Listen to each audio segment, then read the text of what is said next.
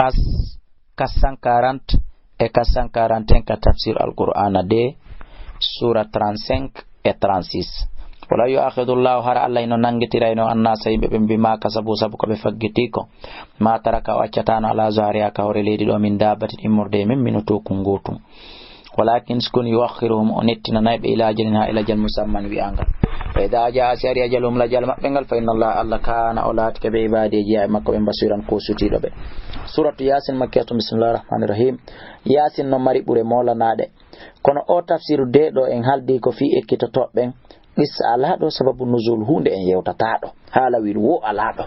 haray on nodday ka numéro téléphone ji ma yeltita ɗon ka tafsir al-Qur'ana arana ma arton ka email ka Facebook. yasin wal qur'anil hakim Allah dali o wondiri nde ɗo al-Qur'anare ñeññande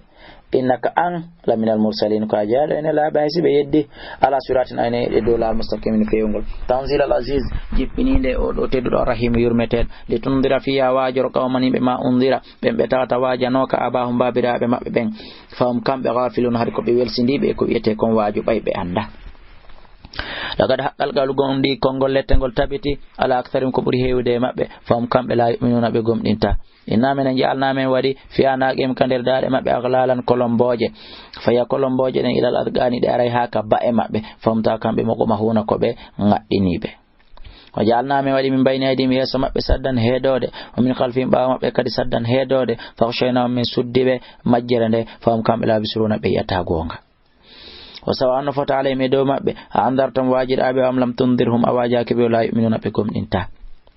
innama tundiru ande ko wajitoto mani tabako on jokkuɗo dhikra wajungo wa khashiya rahman ahuli Allah bil ghaibi kabirni fa bashirhum putu ondo bi maghfiratin wonde no wodene mo yafiye wajirin en joddi karimin teddundi inna menen nahan ko menen nuhyil mawta tigi woni ko wurnita mayɓe o naktubu meɗen winda ma gaddamu ko ɓe ardini kon wa atharam e batteji maɓɓe ko itirta ɓawo maɓɓe wa kulla shay'in kala hunde ahsaynahu min mufti ɗum fi imamin e nder talkuru golle on tigi ɗen mubinin min feññini ha laaɓi wayliten wadrib lan waɗanɓe masalan misal ashabal qaryati yimɓe saare nden ide jaatuma nde arnonde almusaluna ne laɓɓen ide arsanatuma nde men nelno ilayhi maɓɓe ithnayni ɗiɗo fakadabuhuma ɓe fenni ɓe fazazna men sembinirɓe bisalisin tataɓo fagal ɓe inna men ilaykum fade mursalun ko men nelaɓe qala ɓe ma antum wona illa basharun sona ko neɗɗo mithluna wawɗono men way wama anzala rahman Allah jippinal min shay'in morde hay e hunde hina antum wona illa takdibuna sona kon fenoɓe qala ɓe rabbana jomi amen la ya'lamu andi inna men ilaykum fade kamaɗo la mursaluna wallahi ko men nelaɓe wama alayna fawaki men no illa albalagu sona yettingol al mubin ɓangina qala ɓe wi inna men tatayyarna bikum men katinori on goy la illam tanta wallahi son haditake lana jumannakum min rajima ko ɗum min fiɗa yon ka yamayon wala yamassannakum memay on minna e morde ka men ga adabul talimun musude qala ɓe ta'irukum kataji mon ɗi ma'akum no wonde mon nani ayen dokkirtum onon son wajama ko ɗo wiya ton bals koni antum onon qawmun ko yimɓe musrifuna feƴƴintimɓe bone wa jaa'i min aqsal madinati ka sera sare madina rajulun gorko mo wi'e habibun najjar yas'ay ma ya galo ya qawm ittabi'u jokke al mursalina ne laɓɓe ittabi'u jokke man la yas'alukum amma landaken ajran joddi wa hum kamɓe muhtaduna ko ɓe fewɓe